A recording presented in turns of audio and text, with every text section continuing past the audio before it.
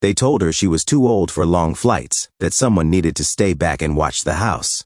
So she waved goodbye, like she always did. But this time, when the family left for vacation without her, she found their tickets in the mailbox, still unused. What she did next? No one in her family saw it coming, and by the time they realized, she was already gone. Where did she go and what did she do next? Listen until the end of today's story to find out. Please subscribe to our channel and also let us know which country you're listening from. Margaret Hayes was 72 years old when her family decided she was no longer needed, at least not outside the walls of her own home. "Just water the plants, Mum," her daughter-in-law Kate had said, tossing keys onto the counter like it was a favor. "Long flights aren't great for someone your age." Her son Drew nodded along. The grandkids barely looked up from their phones. They left for a family holiday to Istanbul with sun in their eyes and laughter in their throats.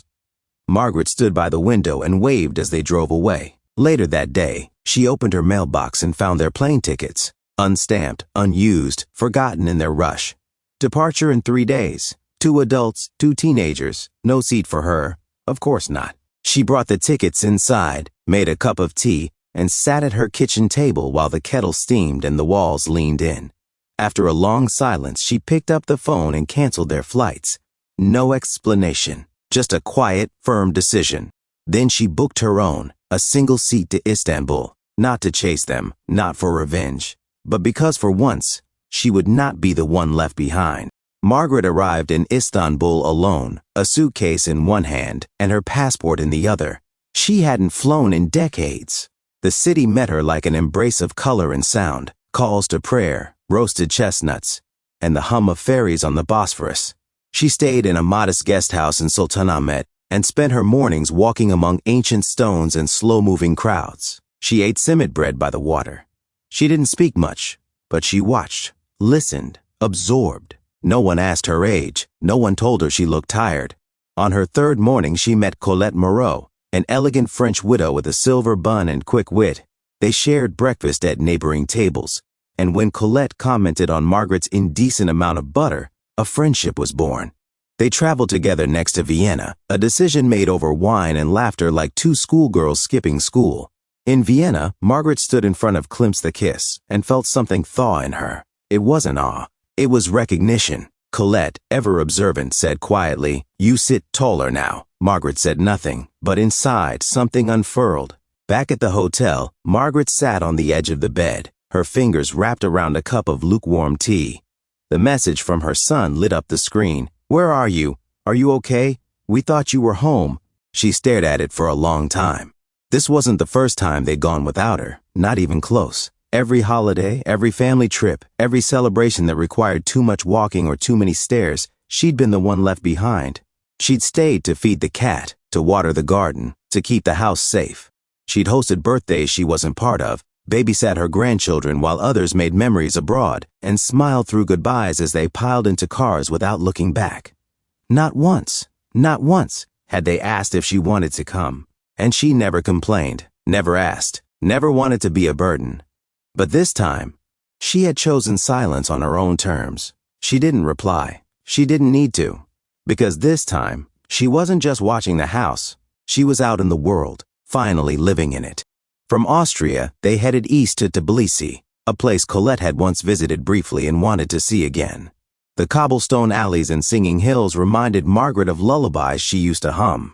One night when Colette came down with a fever, Margaret stayed in, reading aloud from a Georgian poetry book they'd bought. She boiled eggs, brewed tea, tucked in her friend with the same tenderness she had once reserved for others who never said thank you. But this didn't feel like duty. It felt like choice. That night, she received a voice message from her granddaughter, Isabel. "Grandma, I think I get it. I don't think you're mad. I think you just got tired of being forgotten." I would have too. Margaret listened to it 3 times. The detour to Chile had not been planned, but Colette insisted, "This city has teeth. You need to see it." Valparaiso pulsed with energy. Walls covered in murals, people dancing on balconies, the sea roaring below. On their first night, they found a square alive with music. A woman in her 70s stomped across a courtyard stage, flamenco style, powerful and unapologetic. Margaret couldn't look away. "She's older than us," Colette whispered.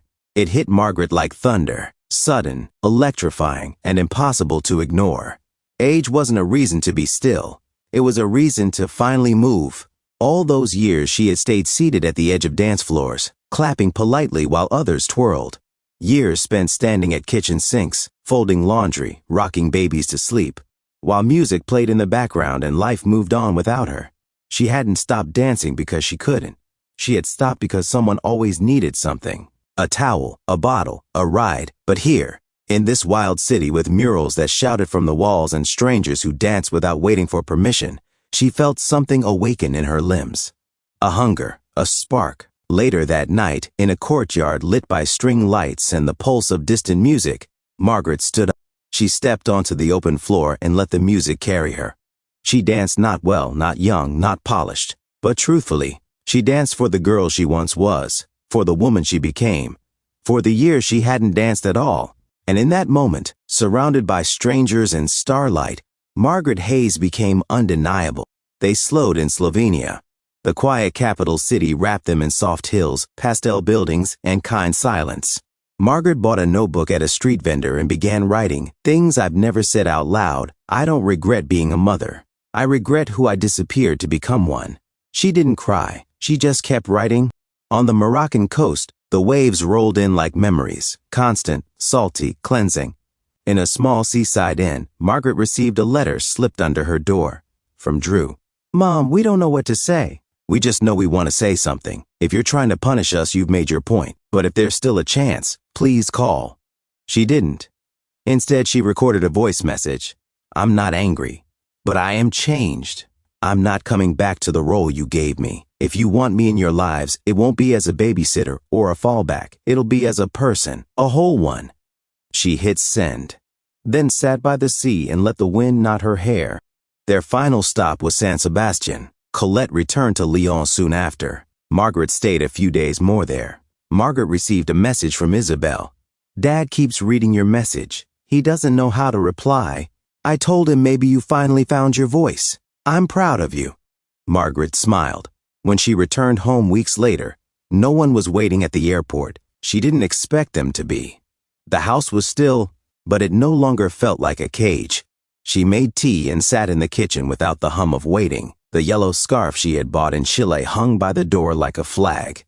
3 days later, Isabel knocked. They talked for hours, about art, about love, about how sometimes absence says what words cannot. Isabel handed Margaret a drawing, her grandmother, arms wide, facing the sea. Eventually, Margaret sat down for tea with Drew and Kate. No hugs, just time. Enough time to let them feel the silence she had lived in for years. She handed Drew an envelope, the canceled plane tickets. "I kept them," she said, "not to punish, but so we don't forget how easy it was to erase me." They didn't argue. They listened. That night, Margaret wrote one last note in her journal. "Things I no longer apologize for, wanting more, leaving quietly, coming back louder. I was never too old. I was just never asked if I still dreamed. Now I don't wait to be asked. I go." She didn't come back the same. And maybe that was the point. What about you? If your family forgot to make room for you, would you wait for an invitation or would you go anyway?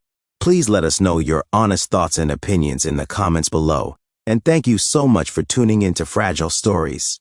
Please don't forget to subscribe to our channel.